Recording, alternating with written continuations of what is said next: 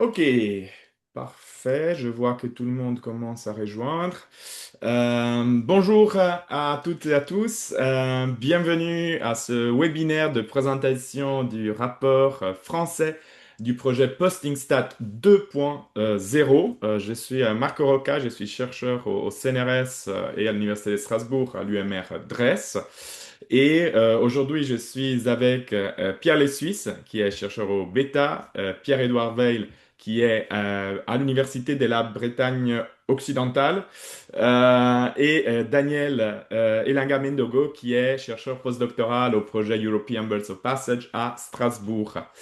Donc, avec Pierre Lessuisse, et c'est surtout Pierre Lessuisse qui l'a fait, étant une question de chiffres et données, nous sommes les auteurs du rapport français pour les projets Posting Stat. Je vais vous dire brièvement quelques mots sur le projet en tant que tel, et ensuite je vais passer la parole à Pierre pour la présentation du rapport.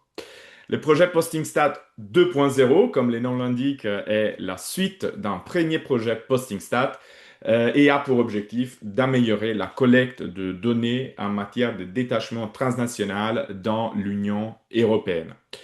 Il s'agit de collecter des données des sources différentes, dont les plus importantes sont les certificats A1 en matière de sécurité sociale et les déclarations préalables au détachement.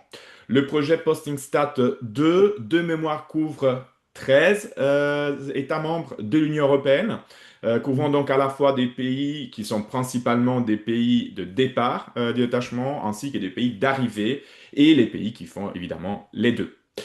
Le projet Posting Stat premier a permis pour la première fois vraiment d'affiner la collecte de données sur les détachements qui a été ensuite utilisée dans plusieurs documents de la Commission européenne, de l'Autorité européenne du travail, etc.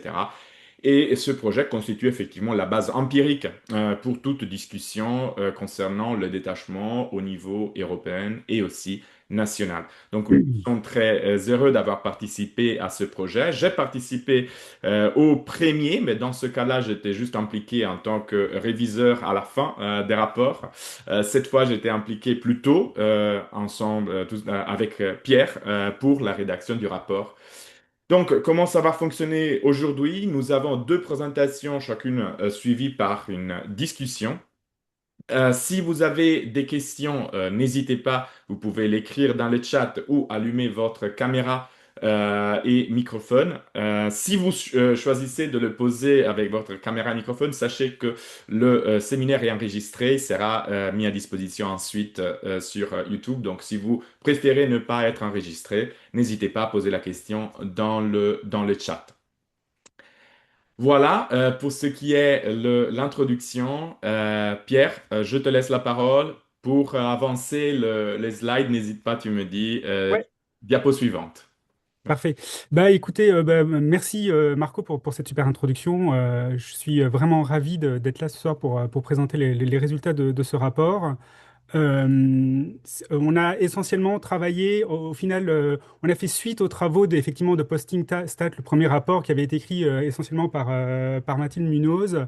Et du coup, le but de ce rapport, c'était surtout de venir se mettre en sus de ce qu'elle avait fait et donc surtout d'actualiser la donnée. Donc essentiellement, c'est une actualisation de la data avec des données un peu plus récentes et proposer quelques axes un petit peu différents. Notamment, on le verra sur la fin, aller travailler un petit peu sur les questions de genre dans le détachement, qui étaient un peu plus absentes du rapport, par exemple, de Mathilde Munoz sur le précédent travail. Alors, donc, l'évolution du travail détaché sur la période, donc on a réussi à l'agrandir, on a réussi à aller jusque 2024. Vous allez voir que c'est particulièrement intéressant de pouvoir l'allonger et de passer de 2023 à 2024, parce que c'est suite aux directives qu'on a eu, changement des directives en 2018, puis après on a eu la crise Covid, donc on a eu un effondrement, et au final, on n'arrivait pas encore exactement à voir ce qui se passait réellement. Il y a eu une baisse du travail détaché au moment du Covid, bien évidemment, puis une reprise, on s'y attendait. Et là, maintenant, avec le recul, on commence tout doucement à voir quels ont été les impacts et est-ce qu'on observe des modifications, qu'elles soient conjoncturelles ou tout doucement un peu plus structurelles sur le détachement en France. Alors, dans ce rapport, j'ai volontairement mis uniquement le focus sur les détachements vers la France et non pas les détachements depuis la France. On avait un accès très privilégié sur ces données-là, donc on a préféré se contenter de travailler sur les détachements qui viennent en France plutôt que d'analyser ceux qui partent de France, dans la mesure où également dans les autres projets pays du projet Posting Stat, vous pouvez lire les détachements depuis la France vers les autres pays également. Vous avez des données qui sont particulièrement intéressantes à lire. Donc, on s'est concentré uniquement sur les données CIPSI et les données de la DARES qui nous permettent d'avoir des données relativement récentes sur le rôle que ça peut avoir sur le marché du travail français. Alors, en résumé, je veux bien que tu passes la slide sur les résumés, Marco. Du coup, en résumé, en fait, je vais vous présenter globalement, grosso modo, le résumé du travail. Alors, on a eu une reprise progressive post-Covid du détachement et le début d'une consolidation du détachement, c'est-à-dire qu'en 2024, on a un nombre de déclarations qui est proche du niveau juste avant la crise, donc de 2019. On a un nombre de travailleurs directs distincts qui est supérieur à 2019 et on va voir un peu plus tard ce que ça veut dire d'avoir un nombre de travailleurs supérieur alors qu'on a un nombre de missions qui est encore inférieur. Et on a un emploi moyen qui est encore sous le prisme de l'avant-crise. Et donc, du coup, c'est ce qui va nous permettre de mettre un peu le point sur l'importance de distinguer les flux, les individus et les stocks.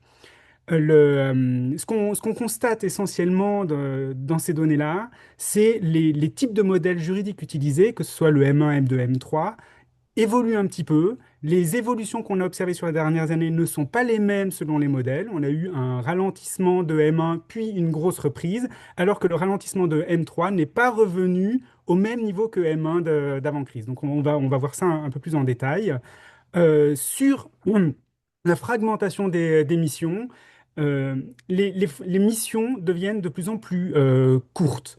C'est-à-dire que la médiane, la durée médiane des missions tend à diminuer, ce qui fait qu'on a une compression de la distribution des durées et du coup une fragmentation plus intéressante à analyser, donc qui pourrait laisser entrevoir un changement un peu structurel dans le détachement. Notamment, typiquement, c'est dans le secteur de la construction qu'on voit les plus grosses variations.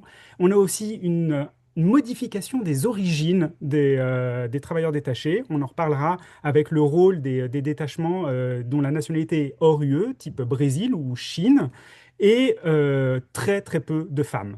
Les femmes restent très marginales sur le détachement. Donc, alors, le détachement, je vais très rapidement, sur la slide numéro 3 revenir. Bon, c'est lorsqu'une entreprise décide d'un autre État d'effectuer une mission en France, et donc, du coup, le salarié reste affilié dans son pays d'origine et vient travailler ponctuellement en France. Ça a été un développement qui a suivi les élargissements de l'Union européenne avec une modification des chaînes de valeur et le développement de la sous-traitance. Alors, ce qu'on va essayer de voir dans ce rapport, c'est quelles sont les évolutions structurelles en termes de formes juridiques, les profils, les secteurs, la géographie.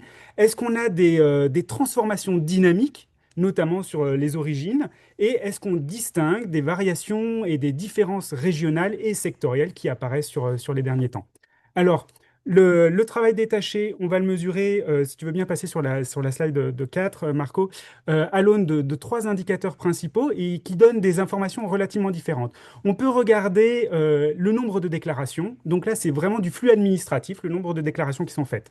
On peut regarder également les travailleurs distincts, ce qui est important. Pourquoi? Parce qu'un travailleur distinct peut venir travailler plusieurs fois, donc avoir plusieurs déclarations sur une même année en France. Et après, on va regarder l'emploi moyen, c'est-à-dire à une date T, en moyenne, le 5 mars 2026, combien de travailleurs détachés en moyenne on a en France à ce moment-là. Et donc là, du coup, ça nous donne plus un outil de politique économique au regard du marché du travail, puisqu'on du coup, on va pouvoir comparer ces données-là, notamment sur les taux de recours, c'est-à-dire qu'on va regarder la taille du détachement par rapport à la taille du marché du travail français.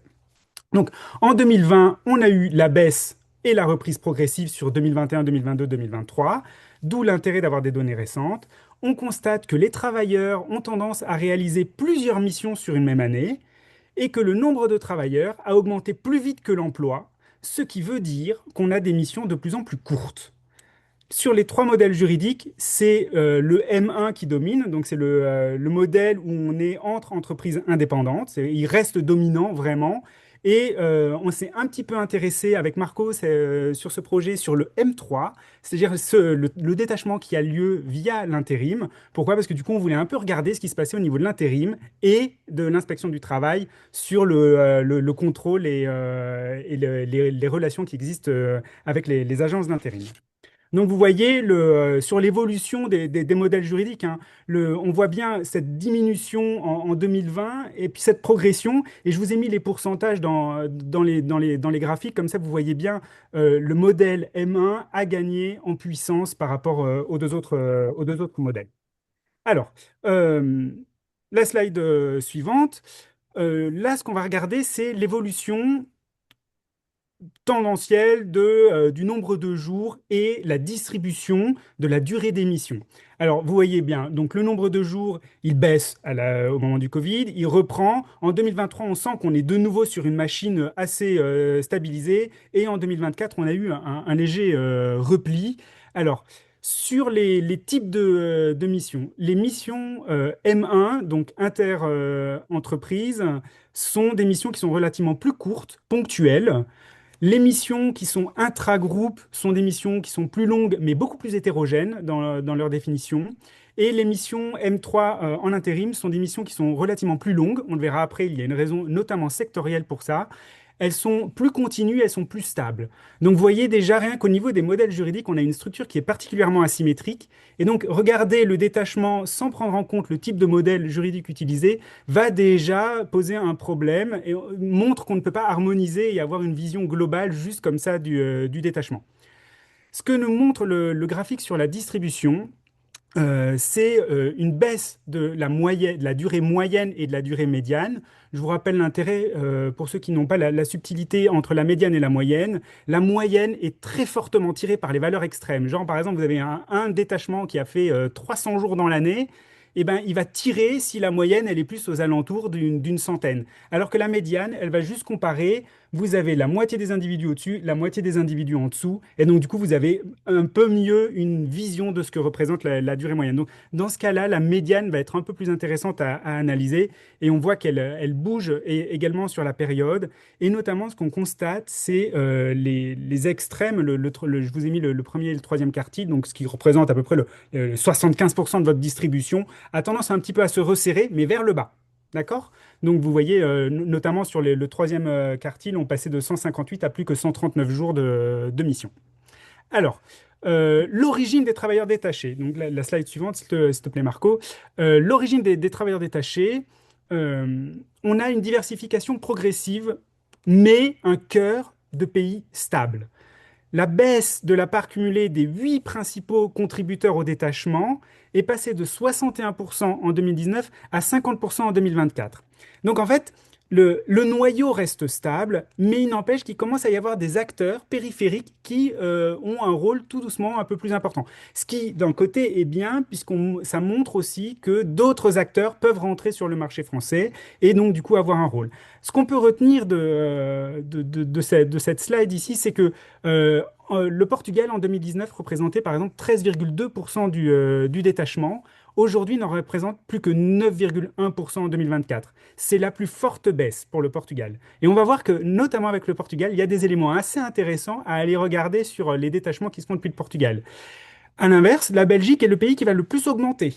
On passe de un peu moins de 4% des détachements à presque 5% des détachements, donc quasiment presque un point de plus pour la Belgique. Et alors, ce qui se passe euh, au global, c'est qu'on voit justement que si on a une modification du rôle des détachements et des différents pays, on va pouvoir essayer de construire des relations et savoir comment les détachements se font en fonction des pays et des régions. Et on le verra à la fin de la présentation également, notamment avec tout ce qui est transfrontalier que dès qu'on va parler des pays type France-Belgique, France-Allemagne, France-Espagne, on va avoir des profils très spécifiques sur ce type de pays. Alors, on va distinguer maintenant non pas la nationalité du détaché, mais le pays d'établissement de l'entreprise.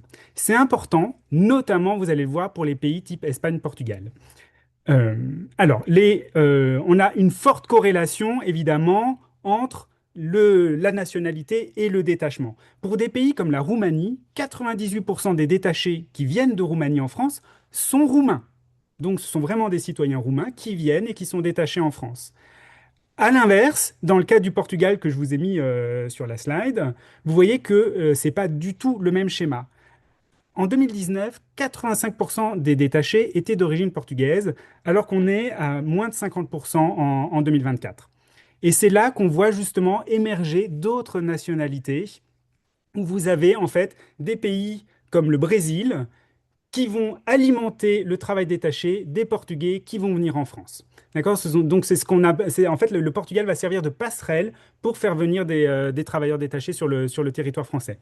On a donc un élargissement de l'origine des travailleurs avec des détachés qui ne sont plus du noyau traditionnel, avec des profils étrangers.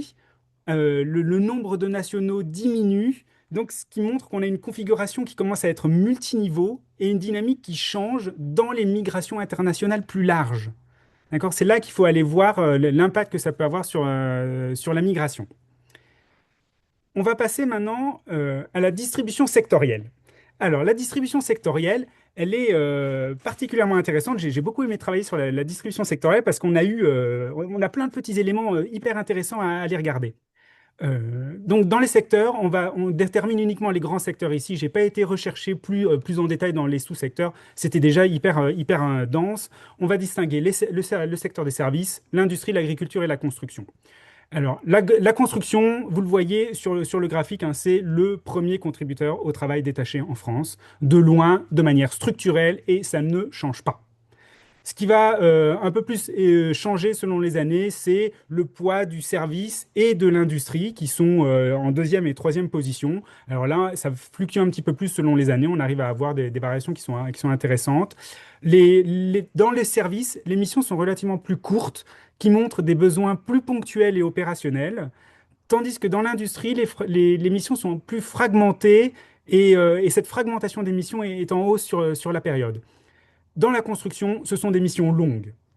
Ce sont sur des projets en général. Et c'est exactement la même chose dans l'agriculture, donc qui est le dernier secteur qu'on a analysé, qui est le plus petit secteur sur le détachement, où ce sont des missions longues. Pourquoi? Parce que ce sont des missions très ponctuelles qui dépendent de la saisonnalité du travail dans l'agriculture.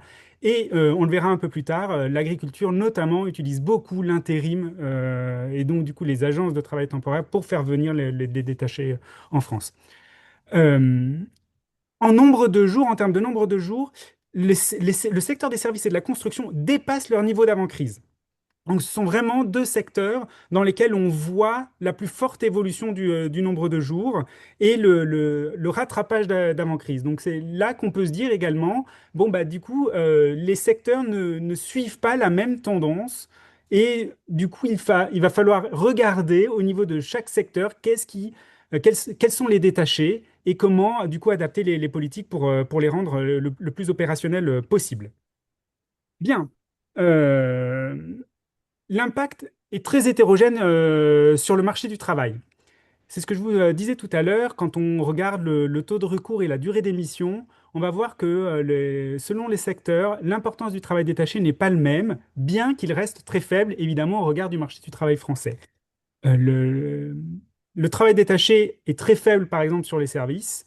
Il est plus important sur la construction et dans l'agriculture.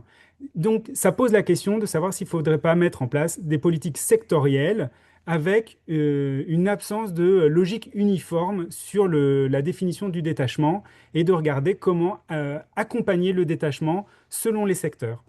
Donc là, c'est ce que vous voyez un petit peu sur les deux tableaux, hein. Donc vous voyez très bien que les durées d'émission sont extrêmement courtes sur le service et l'industrie en comparaison à l'agriculture et à la construction.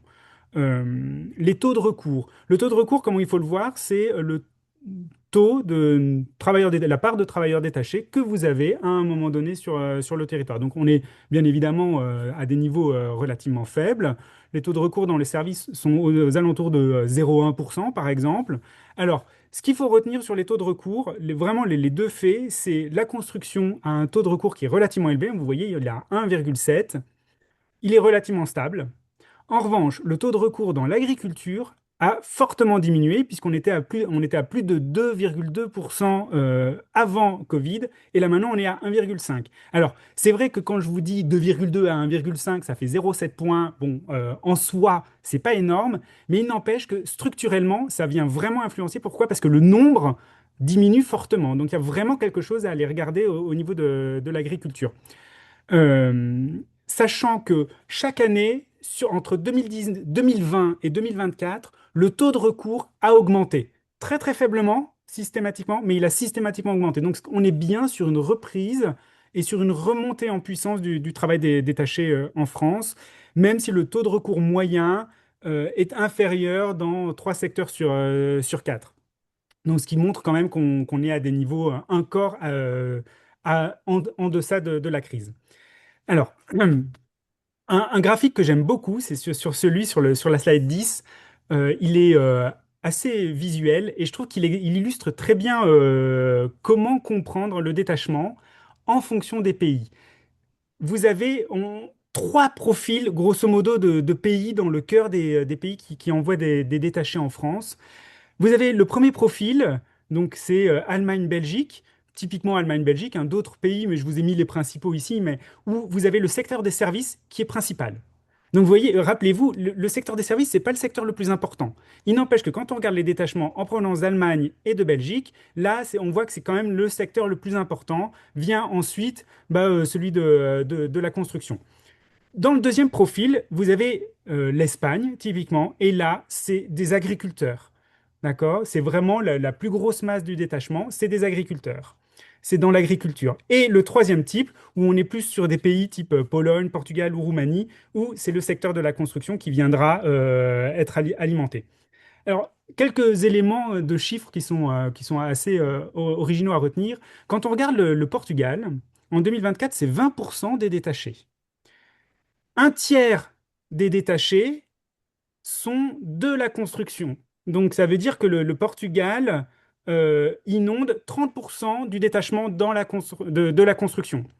Mais 70% des détachés travaillent dans la construction. Donc vous voyez, c'est un peu des différences entre est-ce que vous êtes un détaché dans la construction par rapport au fait que vous êtes le rôle dans la construction du secteur même. En Allemagne, c'est 12% des détachés en France, 27% des détachés des services. Donc, c'est-à-dire que l'Allemagne envoie 27% des détachés qui sont dans le secteur des services.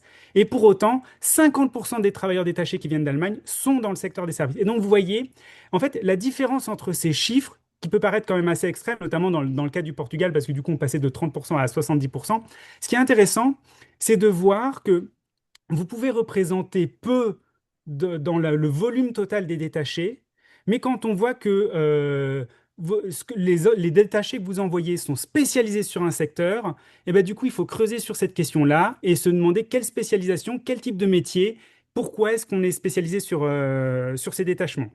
Donc, en fait, ce qu'il faut retenir ici de ces rectangles, c'est qu'on n'a pas de profil type au niveau du détachement et qu'il faut bien, au cas par cas, essayer d'avoir une politique moins globale pour éventuellement, potentiellement, éviter l'inefficience.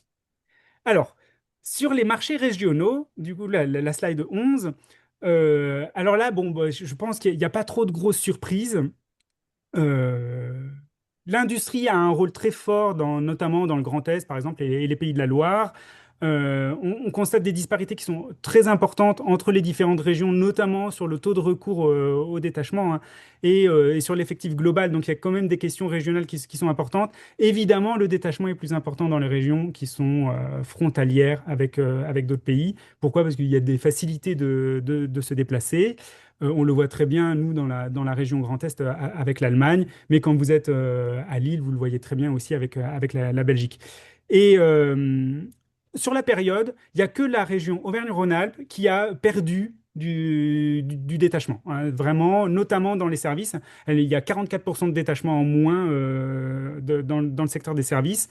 Donc, le détachement c'est une question sectorielle, c'est une question de profil en fonction des pays, et c'est aussi une question régionale. Et donc, d'un point de vue, du point de vue de l'économiste que je suis, quand je vois ça, je me dis, OK, du coup, on a une politique nationale sur le détachement, une politique européenne, mais il y a aussi des dimensions régionales. Et donc, du coup, il y a quelque chose aussi à se dire, bah, tiens, comment les régions réagissent en fonction, au regard du travail détaché.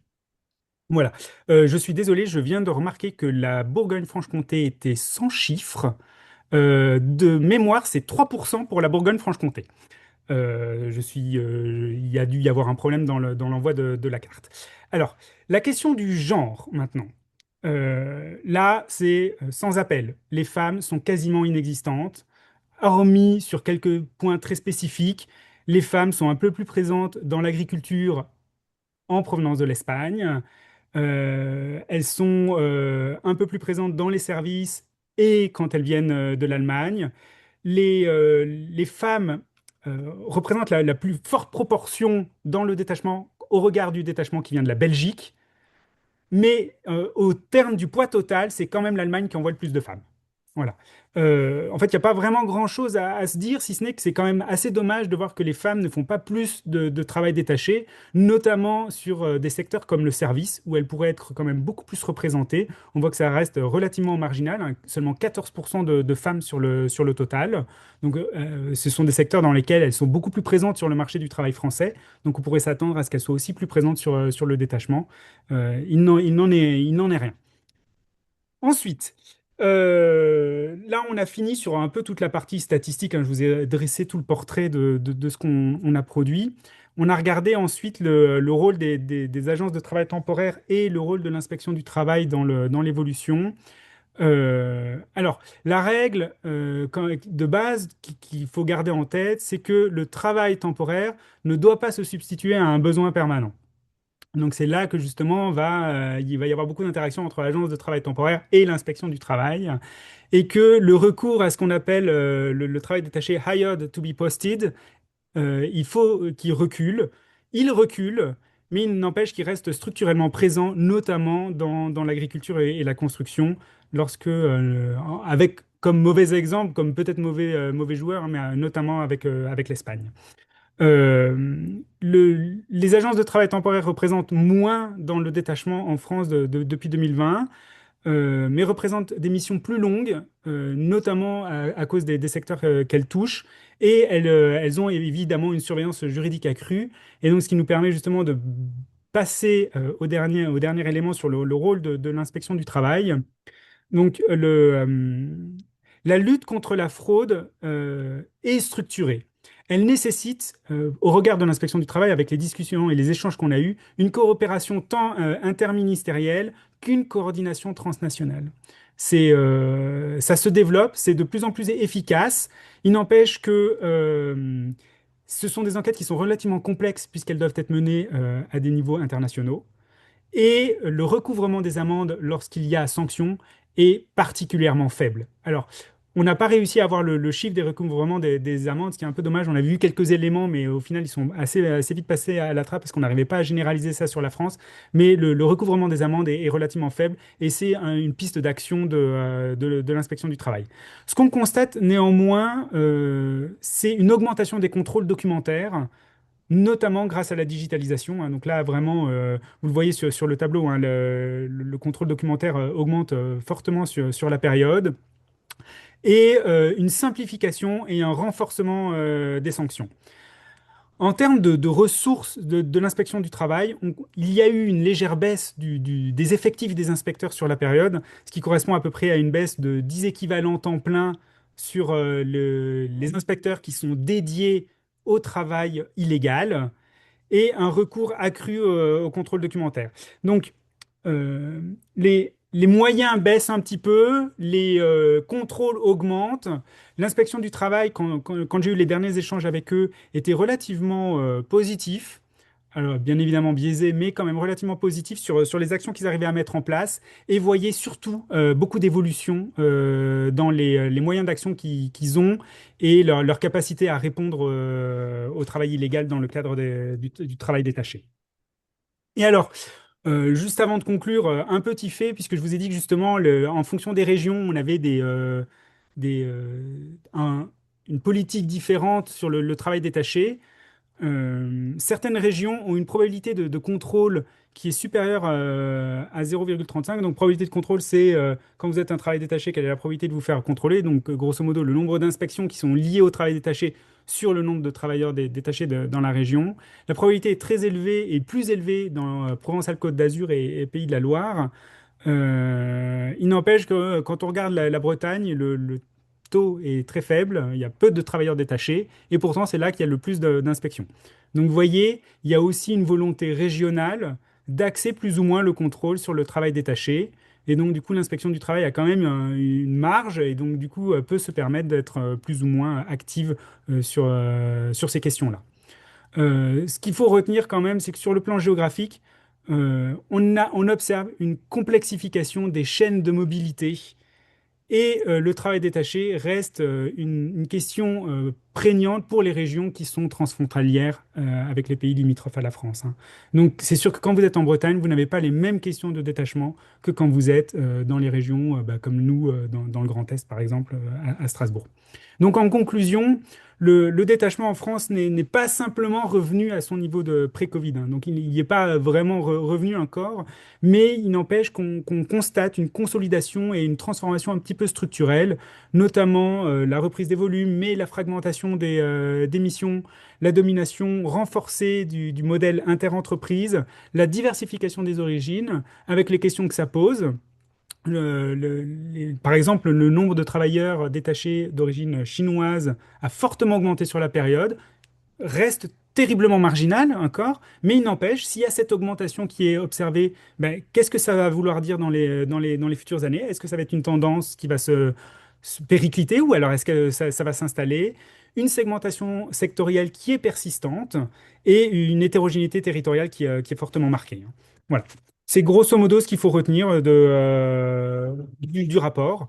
Je vous remercie pour votre écoute, hein. J'espère pas avoir été trop abusif en termes de chiffres, mais voilà, c'est grosso modo la conclusion qu'il faut retenir de ce rapport. Merci beaucoup. Merci, merci à toi, Pierre. Je vais, si Daniel veut partager, je vais te laisser tenter de partager déjà. Je vais faire, entre-temps, je vais attendre un instant pour te donner les temps de partager et voir si ça fonctionne. Sinon, je peux le faire de mon côté. Et pour dire que le rapport français sera bientôt publié sur le site du projet Postingstat 2.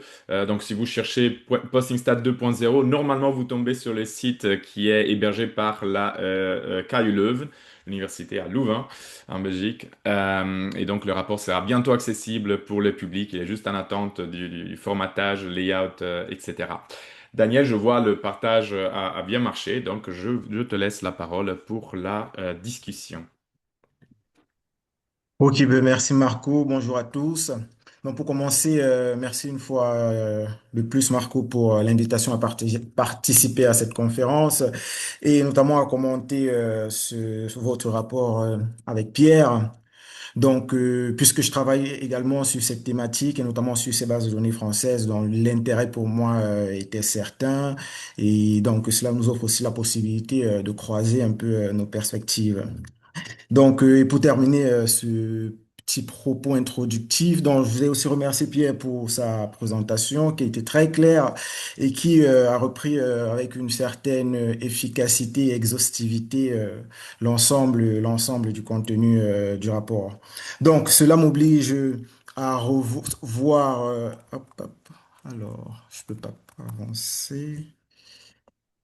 Tac. Ok. Donc, cela m'oblige à revoir brièvement mon plan. Donc, j'avais prévu un peu revenir sur le résumé, mais tout a été un peu clairement dit et rappelé à plusieurs reprises, donc je reviendrai pas là-dessus. Et donc, j'avais prévu aussi d'organiser, de structurer ma présentation autour de quelques points, peut-être le choix un peu biaisé par mes sujets de travail. Donc, revenir déjà sur les données à partir desquelles les résultats que vous présentez ont été obtenus, insister sur les dynamiques du détachement que vous avez présentées, notamment en insistant sur les variations temporelles, les changements structurels et aussi les décompositions par par modèle de détachement et également par secteur d'activité. Et enfin, une réflexion, alors un questionnement sur ce que tout cela peut impliquer en termes de protection des travailleurs et conditions de travail des salariés détachés. Donc, euh, donc du coup, je vais passer rapidement sur le résumé et aller directement sur la base de données CIPSI.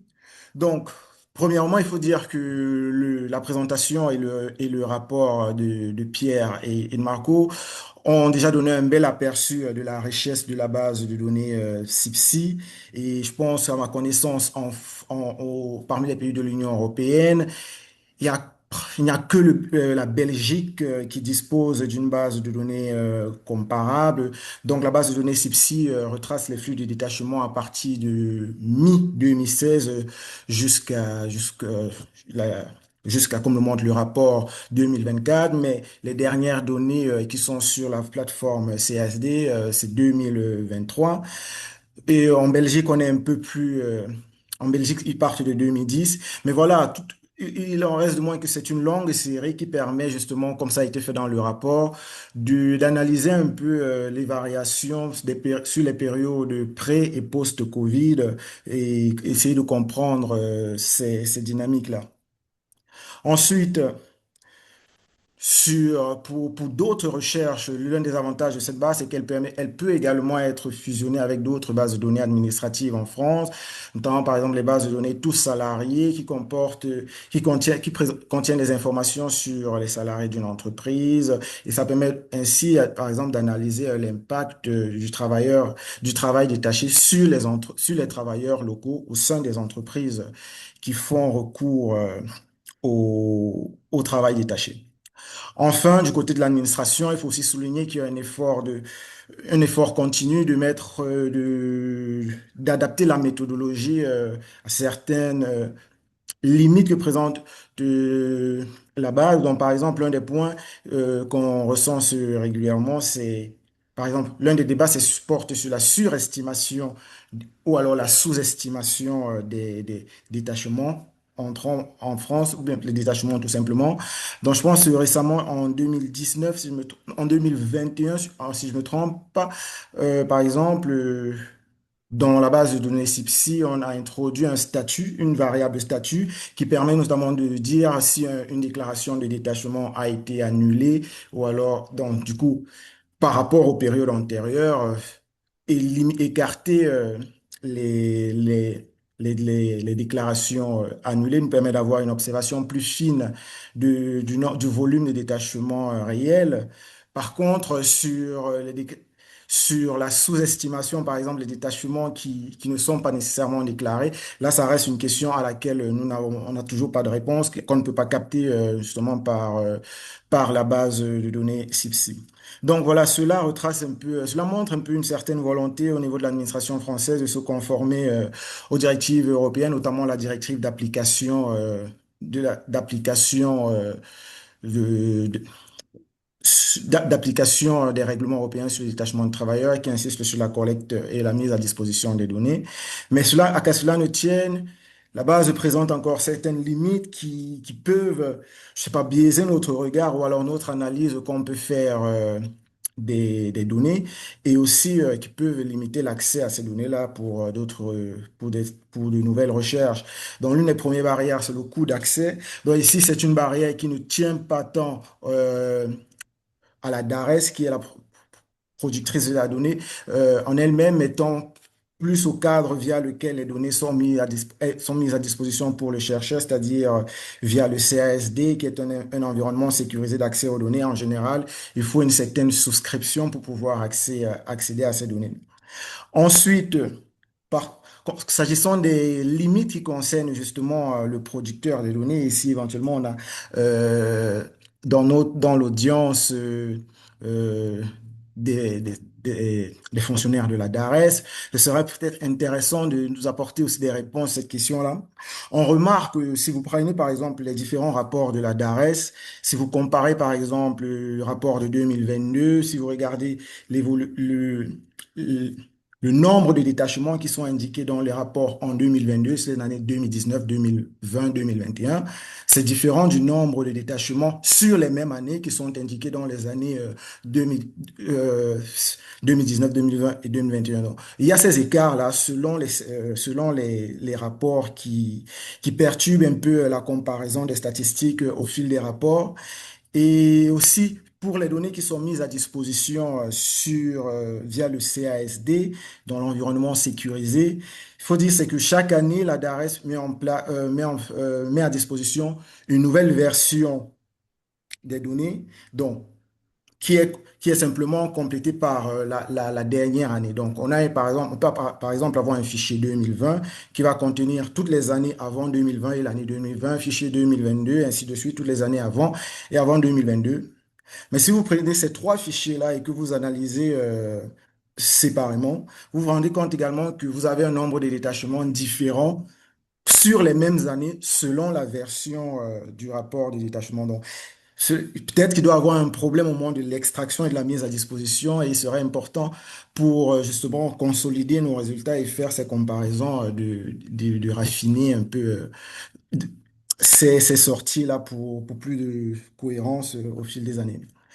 Ensuite, dans le rapport, vous insistez notamment sur les chaînes complexes de détachement, notamment par exemple avec l'accroissement des travailleurs en provenance des pays tiers, euh, la diversité des pays, les différences entre les pays de résidence, de nationalité et d'envoi des travailleurs détachés.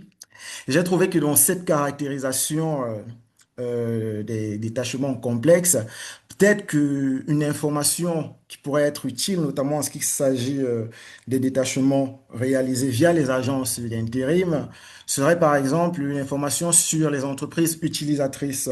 Donc, qu'est-ce que j'entends ici par là? Ça veut dire qu'on peut avoir une entreprise étrangère, allemande, polonaise, qui détache un travailleur en France,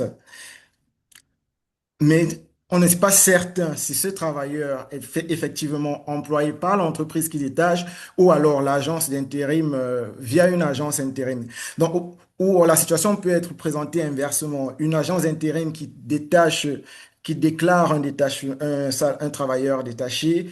Est-ce que c'est un détachement directement à partir de l'agence d'intérim ou alors s'agit-il d'un détachement à travers une entreprise intermédiaire du même pays qui va ensuite. Donc, et en fait, cette caractérisation de la complexité des détachements est manquante. Bon, on ne peut pas encore le faire avec les données actuelles dans les données. Donc peut-être, il serait important peut-être pour caractériser davantage cette complexité-là de rajouter cette variable-là, parce que c'est une situation dans laquelle on voit encore que la dilution des responsabilités est encore plus forte entre l'entreprise qui détache, l'entreprise intérim, l'entreprise qui utilise. Donc voilà, ce serait peut-être aussi, ça serait très utile d'avoir cette information. Et enfin, peut-être quelque chose qui n'a pas été également discuté dans le rapport, c'est sur les données en elles-mêmes, sur les limites des données en elles-mêmes. Donc, puisqu'il s'agit des données déclaratives, donc il n'est pas clairement dit dans le rapport s'il y a eu un traitement, par exemple, des doublons. Par exemple, lorsqu'on analyse les données CIPSI, on se rend compte, par exemple, que pour un même salarié, on peut avoir plusieurs déclarations de détachement qui s'intercalent sur plusieurs périodes. Par exemple, on peut avoir un détachement du 1er mars au 30 juin et dans la période, plusieurs autres détachements. Donc, et notamment sur la période avant que la variable annulée ne soit justifiée. Donc, on n'arrive pas à filtrer quelle est la bonne déclaration, quelle est la mauvaise déclaration. Donc, il y a également cette surestimation des détachements. Donc, et dans le rapport, ce n'était pas clairement dit si ce type de traitement a été apporté sur les données que vous avez analysées. Ensuite, vu que ce sont des données déclaratives, on retrouve aussi pas mal de déclarations qui peuvent être erronées, notamment aussi peut-être en raison des barrières linguistiques qui sont faites sur le site, même si Cipsy offre également la possibilité de déclarer en plusieurs langues, mais toutes les langues ne sont pas incluses sur la plateforme. Et donc, et finalement, des standards non conformes. Ça veut dire, euh, alors, je vais parler par exemple d'une variable qui n'est pas traitée dans le rapport. Par exemple, les salaires des travailleurs détachés. Il y a une très grande hétérogénéité. Il faut faire des hypothèses folles pour essayer de regrouper, de standardiser un peu tout ça. On sait, des salaires annuels, mensuels, hebdomadaires, journaliers. Donc, là également, pour traiter ces variables-là, ça demande assez de temps de compréhension du contexte et faire des hypothèses. Et au final, les résultats ne vont que tenir, ne vont que valoir selon les hypothèses que nous avons fait. Donc voilà, une base riche, mais qui peut être améliorée pour aussi raffiner les interprétations et les analyses que nous en ferons par la suite. Donc, je voulais ensuite revenir donc, sur les dynamiques que vous observez. Et en fait, je voulais poser une question, une réflexion sur l'identification des causes et des effets. Donc, ce qui est intéressant avec votre rapport par rapport aux statistiques, peut-être qu'on peut avoir au niveau de l'Union européenne, notamment avec les certificats A1, c'est que votre rapport montre à la fois une évolution agrégée caractérisée par une période transitoire de baisse et ensuite une reprise progressive. Par contre, dans vos analyses désagrégées, décomposées, on note deux choses. On note des changements structurels par secteur et, et des divergences entre ces secteurs-là. Et donc, cela m'a poussé à réfléchir quels sont les effets qu'on pourrait potentiellement rattacher à la pandémie et quels sont les effets que on pourrait rattacher à la réforme de la directive. Parce que la difficulté, lorsqu'on mène cet exercice d'observer les flux de détachement sur la période pré-Covid et post-Covid, c'est que sur la même période, il y a également l'application de la directive européenne, dont la confusion entre ces deux événements voilà, dont il faut faire un effort pour essayer un peu d'isoler ces deux effets et de savoir quelle, quelle conséquence peut dû à quelle cause. Donc, du coup, si on regarde un peu les conséquences, alors les implications du Covid, je me suis dit, alors, le Covid, c'est la limitation des déplacements. On peut aussi s'attendre à un ralentissement temporaire des activités. Et est-ce que on peut partir de l'hypothèse que les effets transitoires seraient vraisemblablement dus au Covid? Donc, alors, je vais présenter un graphique. Que- alors, Surtout que lorsqu'on regarde les détachements selon les pays, on se rend compte également que tous les pays n'ont pas réagi de la même manière. Donc, il n'y a pas eu un effet Covid qui a qui s'est caractérisé par une baisse dans tous les pays. Lorsqu'on regarde par exemple la Belgique, alors je pense que c'est le Portugal, le Portugal et alors j'ai la barre zoom qui me masque un peu, je vais la descendre, voilà. Lorsqu'on regarde la Belgique, le Portugal, l'Espagne, on se rend compte qu'on a une hausse après 2019. On a également une hausse pour l'Espagne, même si on se stabilise en 2022 autour du niveau de 2019. Tandis que pour le Luxembourg et la Pologne, on note que les flux ont baissé. Donc, ça veut dire que, bon, l'hypothèse, pourrait être de dire que l'effet transitoire qu'on observe au niveau agrégé n'est pas nécessairement traduit au niveau des agrégés et que peut-être des adaptations structurelles qui pourraient potentiellement être liées au coût financier du travail détaché ont eu lieu. Donc, par exemple, Belgique, Portugal, Espagne, par rapport à la France, ce sont des pays un peu plus proches. Euh, Pas nécessaire. Bon, la Belgique, pas un grand écart en termes de salaire et de conditions de sécurité sociale. Le Portugal, euh, pays voisin, peut-être un écart plus grand en termes de coût de la main-d'œuvre. Par contre, les pays tels que la Pologne, qui sont à la fois, bon, qui certes ont un coût de la main-d'œuvre moins, mais qui se caractérisent par une distance géographique plus importante, observent une baisse. Le Luxembourg, où on a un coût de la main-d'œuvre plus élevé, même si c'est un pays voisin, on observe une baisse. Donc, cela suggère qu'il y a eu des compensations également entre les sources d'approvisionnement en travailleurs détachés par les différentes entreprises de la femme, qui font recours aux travailleurs détachés en France. Donc, j'ai voulu un peu poursuivre cette réflexion-là pour voilà, je ne mets rien de définitif, mais voilà, j'ai voulu réfléchir avec vous sur voilà, quels pourraient être ces effets transitoires et ces effets liés au Covid-19. Alors, hop.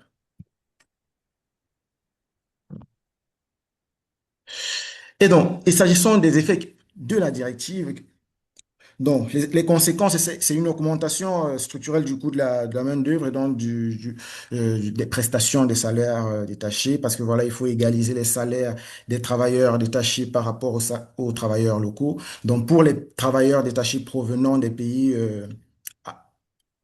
où le coût de la main-d'œuvre est inférieur à celui de la France, du coup, c'est une augmentation de coût. Et donc, pour les entreprises prestataires, il y a un enjeu d'efficience, de chercher à réduire un peu les coûts pour rester compétitif sur ce marché-là. Et donc, est-ce que les effets permanents, tels que la diminution, par exemple, des jours de détachement, tels que la diminution du nombre de détachements ou même des modèles de détachement, est-ce que ce ne seraient pas des effets qu'on peut expliquer par le coût de la main-d'œuvre? Par exemple, vous avez mis en évidence ce que vous avez mis en évidence dans les statistiques que vous avez présentées, c'est que on note une augmentation du modèle M1, c'est-à-dire détachement d'une entreprise vers une autre entreprise, et une diminution du modèle M3. Donc, je fais également une hypothèse que je ne peux pas vérifier, mais on n'a pas l'information sur, bon, et vous ne pourrez pas l'avoir parce qu'on n'a pas cette statistique, mais la question que je me suis posée, c'est quels sont les modèles M3 qui ont diminué? Quels sont les détachements M3 qui ont diminué? Donc, quels sont les détachements par les agences d'intérim qui ont diminué? Euh, et dans cette hypothèse de coût, peut-être on peut se dire que ce sont les détachements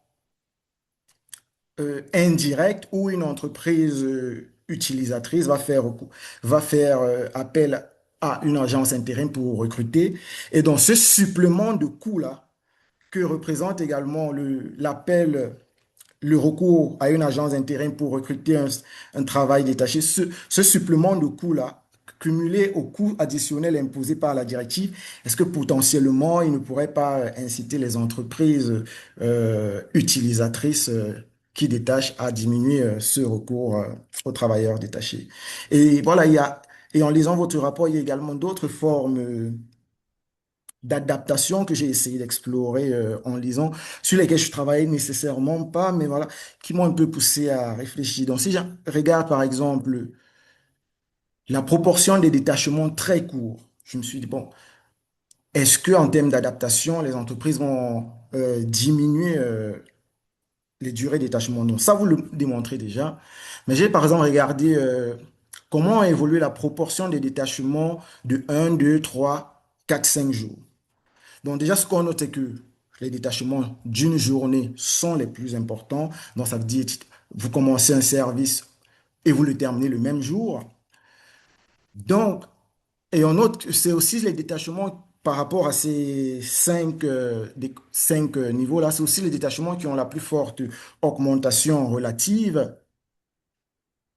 Et donc, là, qu'est-ce qu'on note? C'est un gain en termes de coût d'hébergement. Donc, est-ce que ce ne serait pas une forme d'hébergement de l'entreprise de dire, OK, pour s'adapter, on va faire des missions sur une seule journée pour essayer de compenser tout cela. Donc, voilà, c'est un questionnement sur les effets de la directive que je trouve qu'ils n'ont pas. C'est un ensemble de questionnements sur les effets de la directive que je trouve que n'est pas suffisamment discuté dans les travaux contemporains sur le détachement.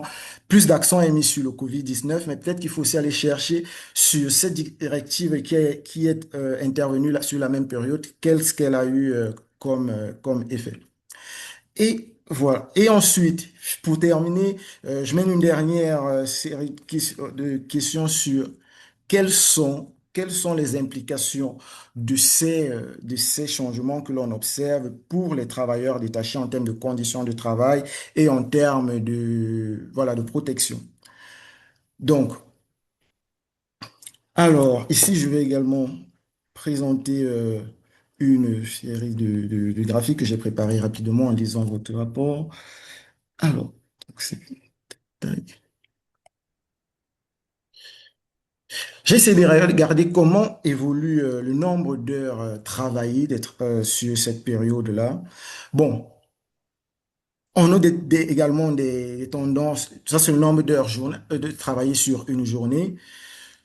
Sur les détachements du modèle M1, c'est-à-dire entre deux entreprises différentes, on note une baisse du nombre d'heures moyennes de travail.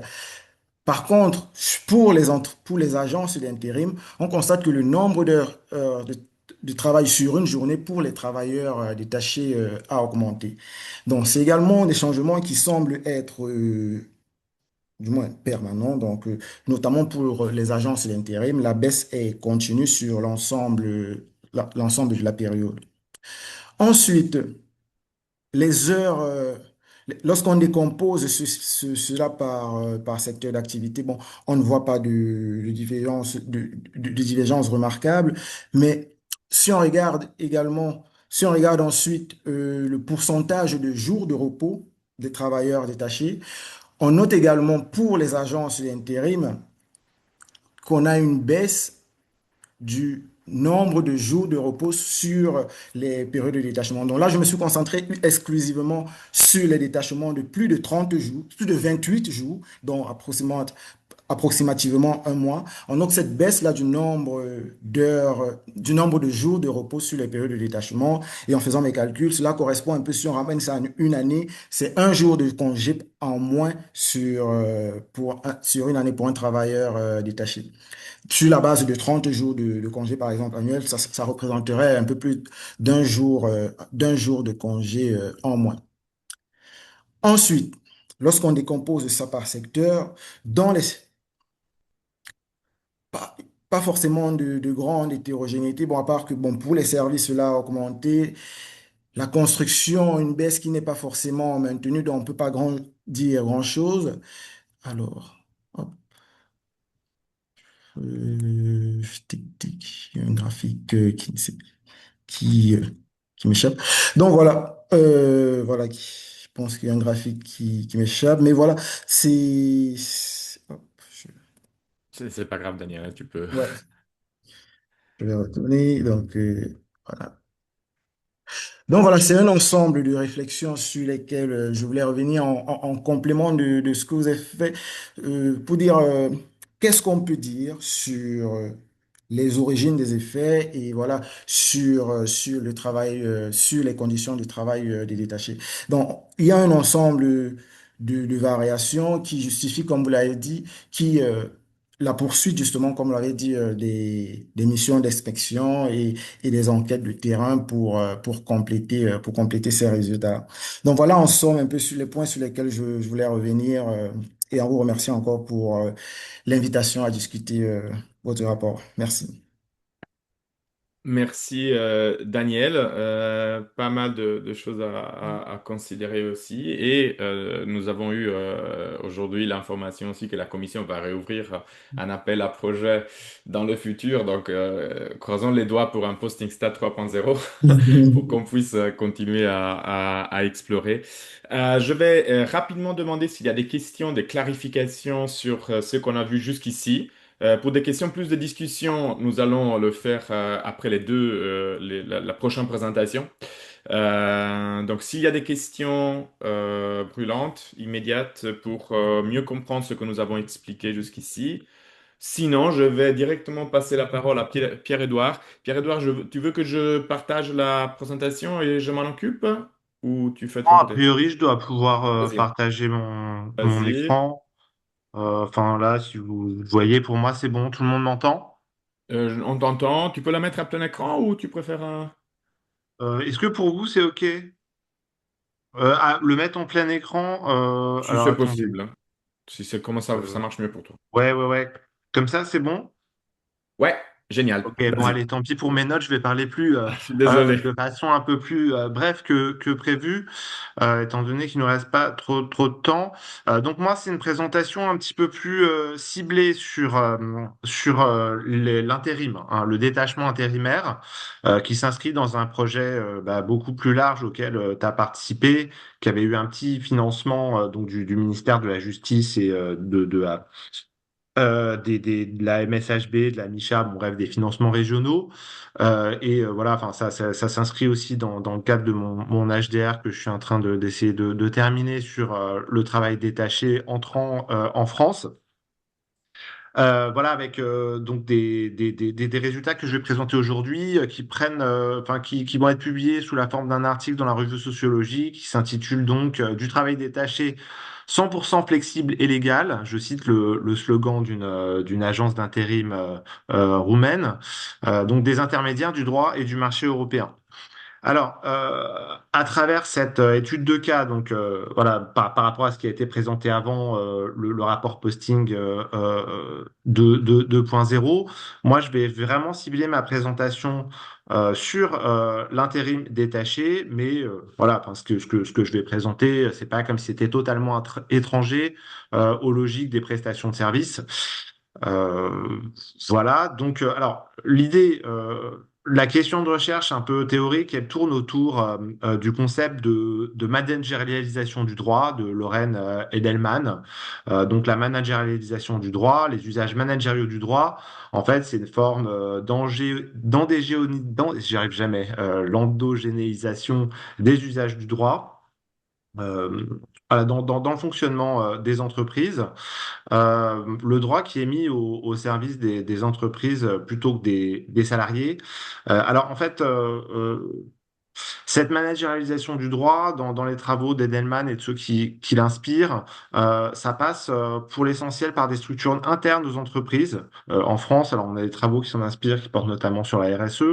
Voilà, donc ces structures internes, elles donnent des gages de légitimité, y compris aux institutions juridiques. On a aussi une délégation de la compliance, hein, comme on dit, ou de la conformité juridique qui se fait à des grands cabinets de conseil. Alors, il y a toutes sortes d'études de cas qui sont menées voilà, sur ces structures internes ou sur les grands cabinets de conseil. En fait, ce qui est intéressant avec les agences d'intérim qui pratiquent le travail détaché, c'est qu'on a affaire donc finalement à des agences qui ont souvent pour clients, plus souvent d'ailleurs pour clients qu'à leur tour, des petites et moyennes entreprises. Par ailleurs, un autre point qui est intéressant pour analyser la managérialisation du droit à travers le cadre de l'intérim détaché, donc de ces agences d'intérim, c'est la dimension transnationale de l'activité. Donc on a des processus qui traversent les frontières. Enfin, c'est le principe du travail détaché. Enfin, même si, voilà. Euh, Par ailleurs, ce que j'essaye de faire aussi à travers cette étude de cas, c'est de m'intéresser non seulement aux relations employeur-salarié, mais aussi d'intégrer l'action publique. Tout à l'heure, il a été évoqué la question des contrôles. C'est quelque chose qui était au centre hein, des questionnements, enfin de l'enquête euh, dans le cadre du rapport qu'on a rendu l'année dernière. Voilà. Alors donc l'intérim détaché, ce qui est intéressant aussi, voire particulièrement stimulant, même si ça renvoie parfois à des réalités tragiques, c'est que on a des usages du droit, une mise en scène de la légalité pour euh, soit invisibiliser des activités qui sont pas légales, enfin des irrégularités juridiques. Qui ont fait d'ailleurs l'objet de procès très fortement médiatisés, à commencer par celui de Terra Fecundis. Donc alors, les agences d'intérim, en fait, on peut aussi les appréhender comme des intermédiaires du droit et du marché européen. Donc, dans le cadre de ce processus de managérialisation du droit, en fait, on a des représentants de ces agences qui peuvent être analysés comme des intermédiaires du droit et du marché européen. Donc, alors, mon travail, il se raccroche à tout un ensemble de travaux d'économistes et de sociologues sur les intermédiaires du marché du travail, hein, qui mettent en rapport l'offre et la demande de main-d'œuvre. L'idée, c'est de creuser la piste des migrations, enfin de l'importance en fait dans ces activités d'intermédiation, euh, des migrations et en l'occurrence de l'européanisation de la main-d'œuvre, notamment de la main-d'œuvre la plus précaire. Voilà. Alors, donc, je vais vous présenter très rapidement. Je vais passer sur la recherche, l'enquête empirique multiniveau euh, qui va fonder les résultats que je vais présenter. Alors, l'idée plus générale, au-delà de ce cas sur les agences d'intérim, c'est d'enquêter de la Commission européenne jusque sur le terrain, jusqu'auprès des ouvriers agricoles ou des fameux plombiers polonais en fondant à la fois sur des données quantitatives. Donc, moi aussi, avec Pierre-Guillaume Prigent, que j'avais embauché comme postdoc, on a travaillé sur les fichiers SIPSI, on a mené pas mal d'analyses multivariées, hein, que ce soit des analyses factorielles, des régressions, des modélisations économétriques que je détaillerai pas ici.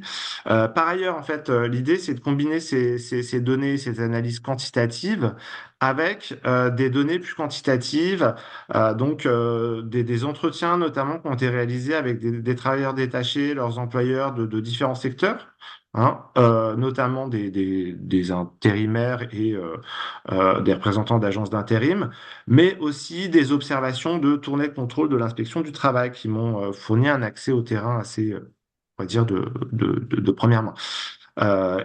Qui m'ont aussi permis de recueillir des documents administratifs variés, notamment des extraits de dossiers de procédures de sanctions administratives particulièrement intéressants, en particulier en ce qui concerne les agences d'intérim qui font plus souvent que d'ailleurs les autres entreprises qui détachent leurs salariés l'objet de procédures et de sanctions. Alors par ailleurs, en ce qui concerne précisément les agences d'intérim spécialisées, j'ai interrogé, cherché à interroger un certain nombre, 7 plus précisément, c'est pas énorme, mais représentants d'agences. C'est pas forcément évident non plus comme accès. J'ai aussi observé les démarches téléphoniques d'un entrepreneur du BTP et je me suis aussi basé sur des supports de communication qui sont diffusés en ligne par 18 agences. Donc c'est assez intéressant cette communication symbolique, notamment sur la légalité de l'activité de ces agences. Alors, rapidement, les résultats, en fait, tout d'abord, l'idée, c'est d'abord de montrer à quel point, en fait, l'intérim détaché, on peut envisager ça comme une forme d'européanisation du marché du travail par le bas, que ce soit en termes de standards sociaux, mais aussi à travers la manière dont ce marché du travail il s'européanise vraiment par on a des contours, j'y reviendrai finalement euh, des réformes qui doivent être vraiment appréhendées par le bas également.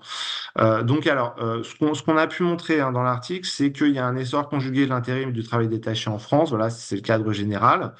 Mais alors, on a aussi, je passe très vite là-dessus, les travaux de Marco notamment le montrent très bien depuis longtemps, tout un train de réformes légales, à commencer par la réforme de la directive, des politiques de contrôle, donc qui vont, je le disais tout à l'heure, cibler tout particulièrement l'intérim. Donc, alors, ce qui va être intéressant par rapport au sujet là que je développe aujourd'hui, c'est à quel point il y a à la fois un renforcement du cadre légal du travail détaché, mais aussi, paradoxalement, un renforcement du positionnement de ces intermédiaires du droit. Plus il y a de règles, en fait, plus finalement il y a la nécessité de se poser pour elles comme intermédiaire entre l'administration et les entreprises utilisatrices, finalement. Ce qui est intéressant aussi, alors là, ça renvoie à la présentation précédente hein, de Pierre, c'est le ciblage.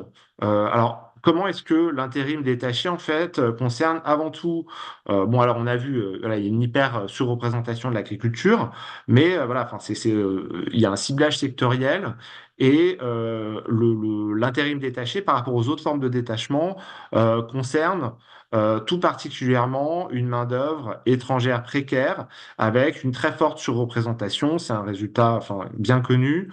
Euh, une très forte surreprésentation des ressortissants extra-communautaires, qui sont aussi les plus précaires au regard de leur situation juridique, les plus dépendants de leur employeur. Il y a aussi une forte concentration régionale hein, du détachement intérimaire, de l'intérim détaché, alors qui est associé, c'est forcément, enfin c'est multifactoriel dans le sens, enfin c'est associé à la concentration dans l'agriculture. Hein. On voit la surconcentration de l'intérim détaché, notamment en PACA. Euh, Ça, c'est quelque chose qui est assez connu, mais enfin, que j'ai objectivé notamment à travers la carte que je vous montre.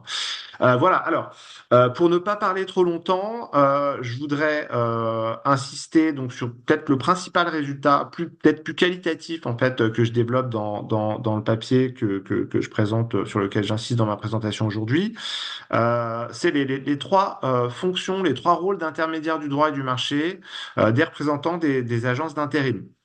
Alors, tout d'abord, premier rôle, première fonction, plutôt, on pourrait disserter hein, sur la différence entre rôle et fonction, je ne vais pas le faire maintenant.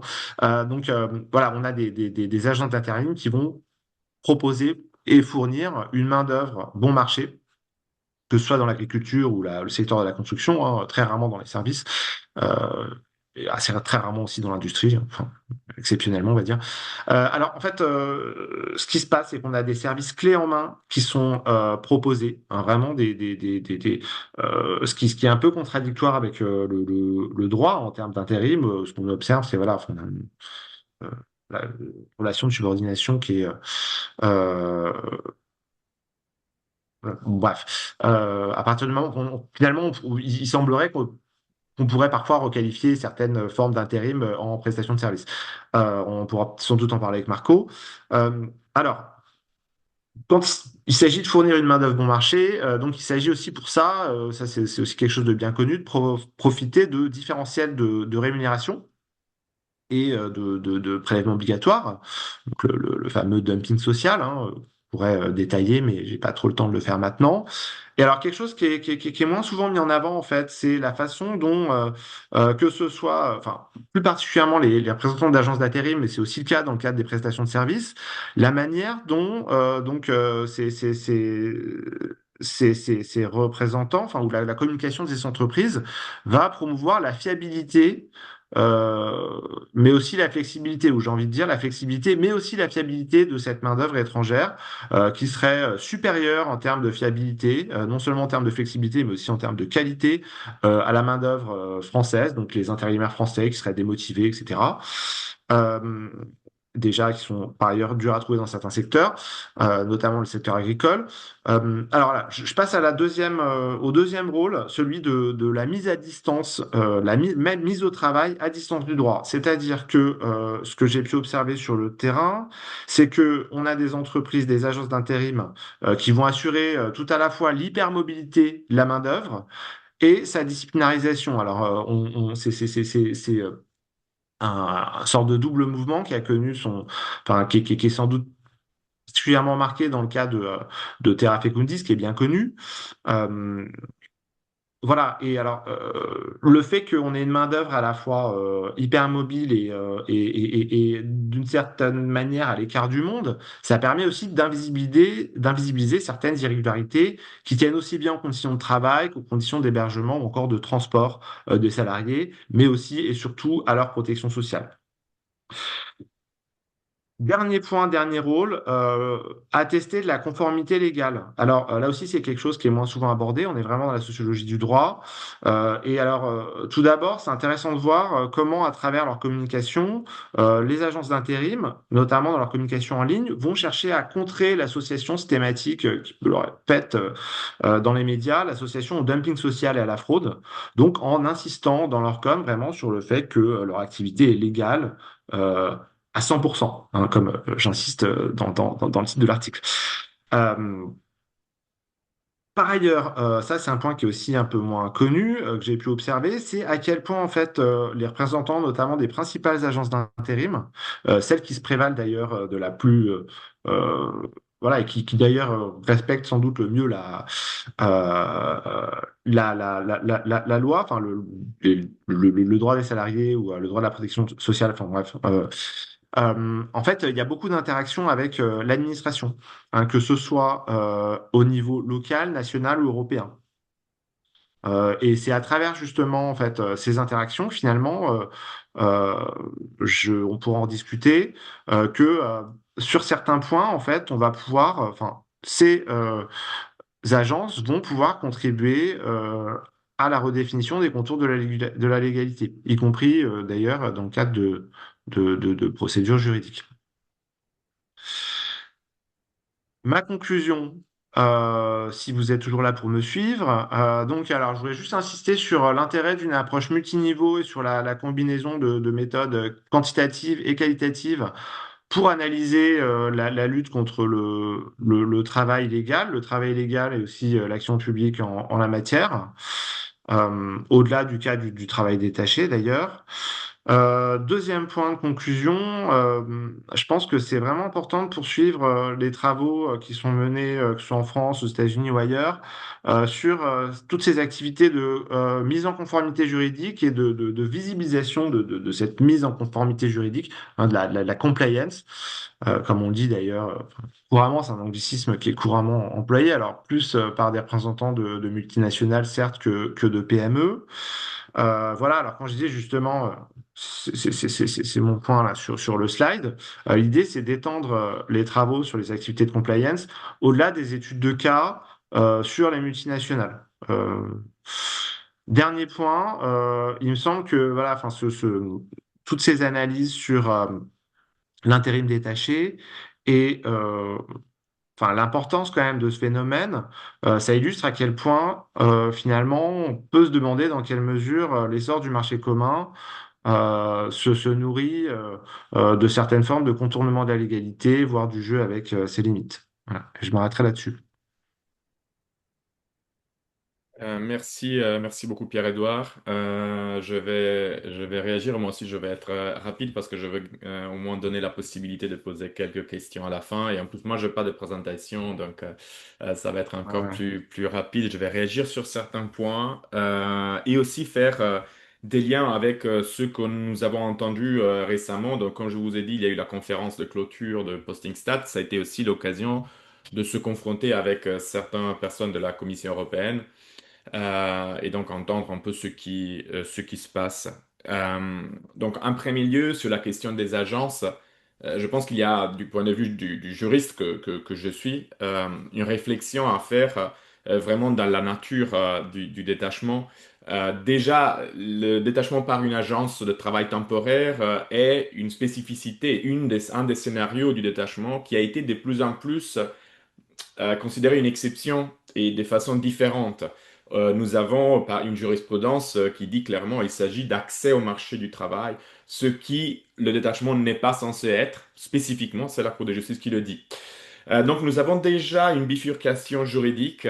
Nous avons aussi des conditions différentes, plus d'égalité de traitement, même si voilà, ça reste égalité dans des conditions pas idéales, de par la migrantisation de certains secteurs. Cela dit, il y a déjà donc un parcours différent du détachement par l'agence qui est visible dans le droit de l'Union. Et je me demande si petit à petit, ceci ne va pas pouvoir être une des évolutions futures. Il faut toujours rester assez modeste dans ses espoirs pour le droit européen. Et je pense que ça, c'est une modeste espoir qu'on peut imaginer pour le futur. Donc vraiment, l'absorption de détachement par agence d'intérim dans la libre circulation des travailleurs, qui est finalement ce qui se passe. C'est des travailleurs auxquels on donne accès à un autre marché du travail. Donc ça pour l'aspect plutôt optimiste, si on veut à nouveau. Un optimisme très basique, mais quand même des possibilités, des choses qui évoluent dans le futur. L'autre aspect, évidemment, c'est celui du détachement des ressortissants de pays tiers. Ce n'était pas le cœur de ta présentation, mais j'ai lu aussi l'article. Donc, évidemment, c'est un des éléments de cette organisation par les agents, spécialement les agences établies en Espagne. établis en Espagne selon, après, voilà, la jurisprudence nous dit que ce n'était pas nécessairement le cas, qu'elles étaient effectivement établies en Espagne, peut-être elles étaient en réalité établies en France. Cela dit, c'est une spécificité, donc le détachement de ressortissants des pays tiers, et sur ça, ce que nous avons entendu informellement, donc je ne vous donne pas de secret nécessairement, mais informellement, c'est qu'il n'y a pas trop d'appétit du côté de la Commission européenne d'intervenir spécifiquement sur le détachement des ressortissants des pays tiers. La considération étant que le droit existant est suffisant et qu'il s'agit de problèmes d'application et non pas de problèmes du cadre juridique. J'ai quelques voilà, hésitations sur cela. Je pense qu'il y a des vulnérabilités spécifiques, et notamment une qui est fondamentale et qui revient du moment où nous nous posons la question sur la compliance, hein. Mm. Là où ça crée une différence fondamentale avec le droit du travail tel que nous le connaissons, c'est-à-dire, normalement, nous avons l'habitude du fait que les travailleurs est essentiellement immunisé de tout ce qui se passe, même si son employeur a mis en place des violations juridiques, etc. Finalement, la question n'est pas de sanctionner les travailleurs qui a travaillé dans des conditions plus ou moins illégales.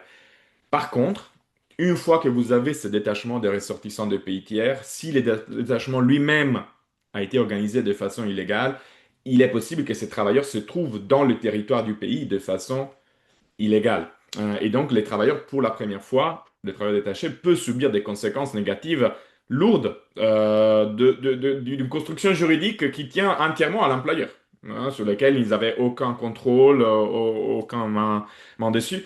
Ils vont subir des conséquences. Ici, ce n'est pas quelque chose d'abstrait dont je vous parle, ce n'est pas un cas français, mais c'est un cas d'un autre pays que j'ai pu voir grâce à l'avocat dans cette affaire, donc je ne vais pas donner des détails, mais où c'était un détachement par agence, par une entreprise de travail temporaire, et qui a été considéré par les autorités de ce pays comme étant donc un accès au marché du travail. Donc ce n'est pas un détachement, et donc la personne travaillait sans permis de travail dans ce pays, et du coup expulsion de la zone Schengen, avec le paradoxe que cette personne a un permis de résidence dans le pays de départ du détachement, sanction à la personne, donc non pas seulement à l'employeur, mais la personne a une sanction financière, administrative, et donc de vraies conséquences terribles pour le travailleur, qui finalement travaillait dans une construction juridique déjà complexe, mais en plus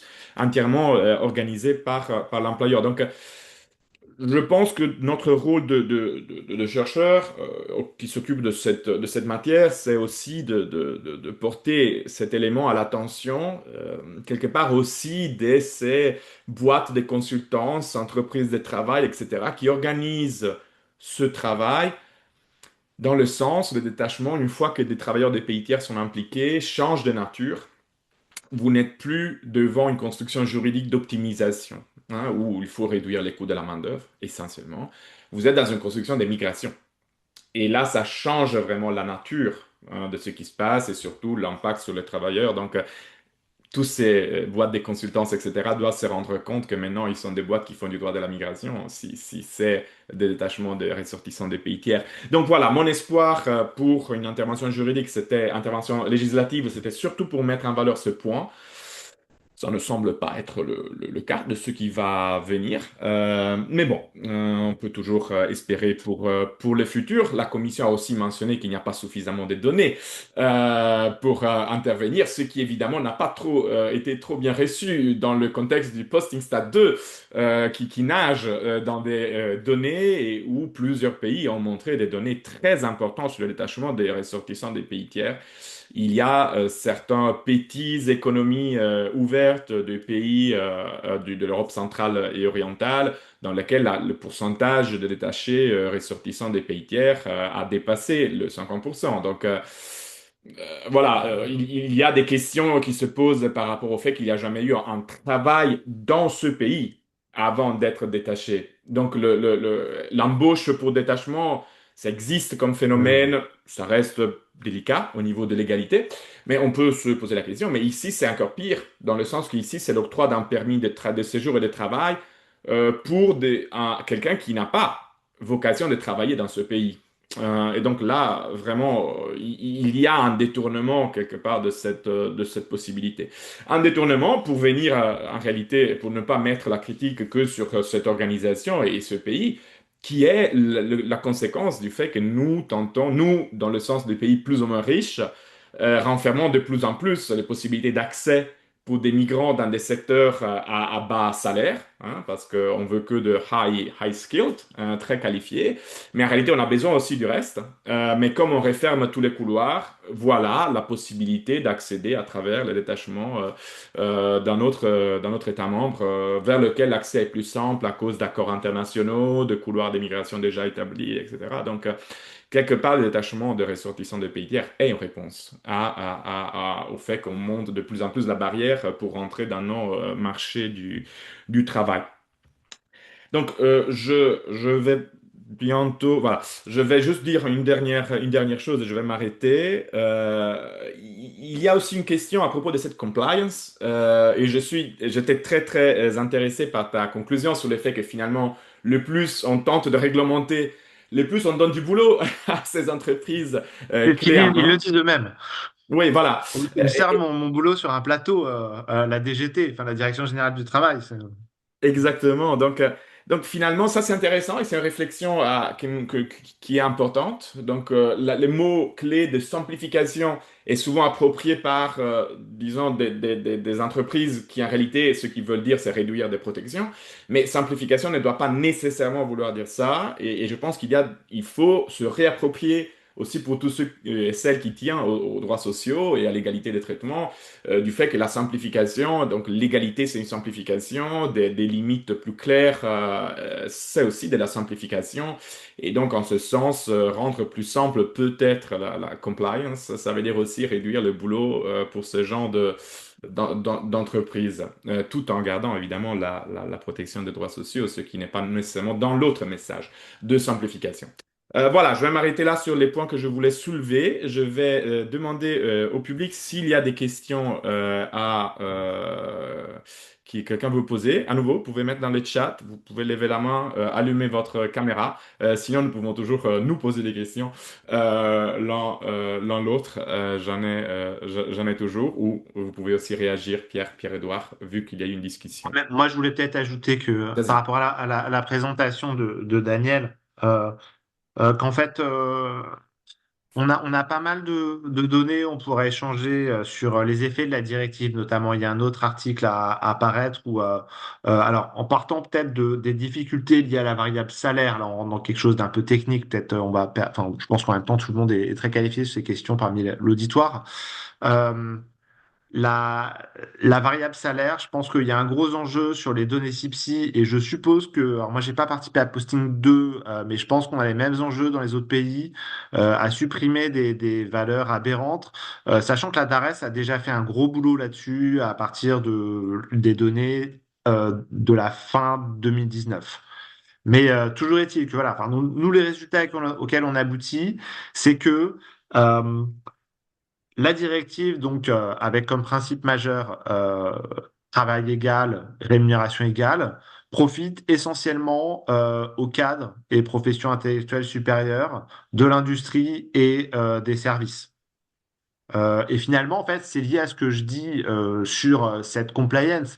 La conformité juridique, on peut penser qu'elle est aussi la mieux observée là où on a des prestations ou des mobilités intragroupes qui sont sécurisées juridiquement. Par exemple, moi, j'ai fait un entretien avec une avocate de PwC, voilà, enfin, l'acronyme donc, tout le monde doit connaître ici, PricewaterhouseCoopers, bon, bref, dont le boulot, c'est vraiment la compliance. Et bon, bah, à partir d'un moment où ils sont conseillés, encadrés, et qu'il s'agit en plus de cadres, voilà, on peut penser que le droit est mieux appliqué que pour des ouvriers agricoles. Dont les salaires ont totalement stagné avant et après la directive, d'après les modélisations qu'on a pu faire. Voilà. Si je peux juste Vas-y. répondre en plus à Pierre-Edouard, je sois complètement. En fait, sur les salaires, alors nous, volontairement, on n'a pas traité les salaires dans le rapport ici, parce que Mathilde Munoz avait déjà produit quelque chose, justement, jusqu'en 2021 sur les salaires qui est extrêmement détaillé et extrêmement bien fait. et il n'y a pas d'éléments nouveaux probants qu'on aurait pu amener. Et le travail qu'a fait Mathilde était tellement gigantesque que le coût d'entrée Ouais. pour nous était un peu trop élevé. Mais sinon, sur le reste, effectivement, Pierre-Édouard a complètement raison sur, euh, sur ces questions-là. Et effectivement, les cadres sont nettement plus favorisés et beaucoup plus encadrés que les autres. Pas beaucoup, hein, ils sont 2,5%. Hein. Voilà. Mais ils ont, enfin, on voit quand même, avec les précautions qu'il faut prendre, hein, ce qui signifie mettre quand même pas mal d'observations, enfin, de côté, de délaguer un petit peu. On voit que leur rémunération, enfin, il y a un continuum, c'est tout à fait cohérent. Enfin, en moyenne, enfin, un cadre gagne quasiment 2 fois plus qu'un ouvrier. Enfin, grossièrement, c'est un peu Il y a moins, mais il y a une question concernant des observations quantitatives ou qualitatives sur l'accès aux droits sociaux. Euh, Moi, nous avons relativement peu de données qui nous permettent une analyse quantitative sur cet aspect. Le rapport précédent de Mathilde Muñoz, parce que ça intégrait aussi d'autres recherches qu'elle avait menées, portait un peu plus sur la question des salaires. Donc où c'était localiser les salaires des travailleurs détachés, qui étaient fortement axés vers le bas. Donc le minimum applicable du point de vue légal était le plus fréquent. Après, avec quelques astérisques sur cette recherche, mais c'est quelque chose qu'on plus ou moins on peut comprendre. Du point de vue de ce que nous avons entendu aussi des inspections, ce qui est assez intéressant, c'est le fait qu'il y a une déclaration maintenant de détachement, une déclaration préalable au détachement, mais les informations, au-delà du fait en soi de déclarer les informations concernant les droits applicables, par exemple la rémunération, de ce qu'on nous a expliqué sont sont pas complètes, pas correctes nécessairement, etc. Ce qui donc montre la faiblesse de cet outil pour le contrôle en tant que tel. Et finalement, quant à la question d'accès aux droits sociaux dans le sens de protection sociale, il y a aussi des questions assez délicates sur ça, à cause de la filiation dans le pays d'origine et la difficulté de gérer ce qui est les documents A1 qui prouvent la filiation dans le pays d'origine, dans lequel il y a des vrais risques pour des travailleurs de tomber un peu entre deux chaises dans des cas de détachement illégal ou des constructions juridiques complexes, qui parfois, donc, j'ai entendu utiliser cet argument de la part des employeurs pour couvrir leurs pratiques de fraude, pour dire, ben, mais si on faisait ça, après, les travailleurs risqueraient de ne pas être protégés. Donc, utilisé finalement comme argument pour valider des pratiques, voilà, où par exemple la résidence du travailleur dans le pays d'origine était dans le siège de l'entreprise, donc avec des pratiques assez claires dans leur fraude, mais qui, voilà, après remettre en question, ça aurait, ça aurait voulu dire priver des droits sociaux les travailleurs par rapport à leur affiliation. Est-ce que vous avez dire un quelque chose mot à ajouter? là-dessus. Ouais, euh, ouais, alors il y a des organisations dont on n'a pas du tout parlé dans nos présentations, sont quand même les syndicats. Mais alors justement, alors il y a des entreprises de mobilisation en faveur de l'accès aux droits sociaux des travailleurs détachés, des salariés détachés plutôt. Bon, alors c'est compliqué et voilà, enfin les salariés détachés sont parfois aussi difficiles à atteindre. C'est pour ça que j'insiste sur cet enjeu de la mise à distance du droit et aussi sur la façon dont, en fait, ce que je dis dans le papier, c'est que justement les agences d'intérim, dans leur rapport aux salariés, ils font plutôt office de gatekeepers que d'intermédiaires du droit, des droits sociaux. Justement, il y a une vraie mise à distance et par ailleurs, il y a toute une façon d'insister. Enfin, là, quand on les interroge, ils sont là, mais de toute façon, voilà, en gros, bon, les Roumains, ils s'en foutent. Enfin, voilà, ce qui les intéresse, c'est d'avoir leur salaire en brut. Enfin voilà, on leur parle pas de net brut, pour eux, ça n'a aucun sens.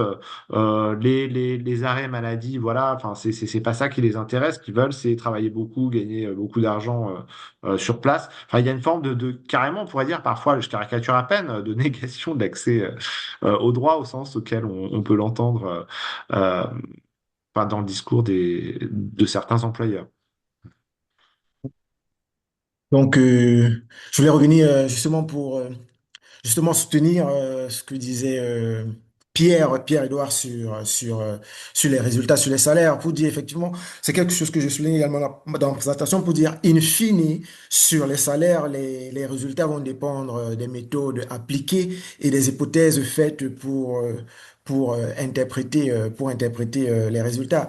Et justement, sur le travail de Mathilde Munoz, par exemple, par exemple, sur les salaires, en le lisant, j'ai une réserve qui est de dire que dans ce travail-là, la correction des points aberrants a par exemple consisté à imputer au 1% des salaires les plus élevés le 99e percentile. Donc, en gros, le salaire en dessous duquel 99 personnes se retrouvent. Donc, or, ce salaire-là, je pense, sur les données que j'ai, c'est pratiquement du 300 000 annuels.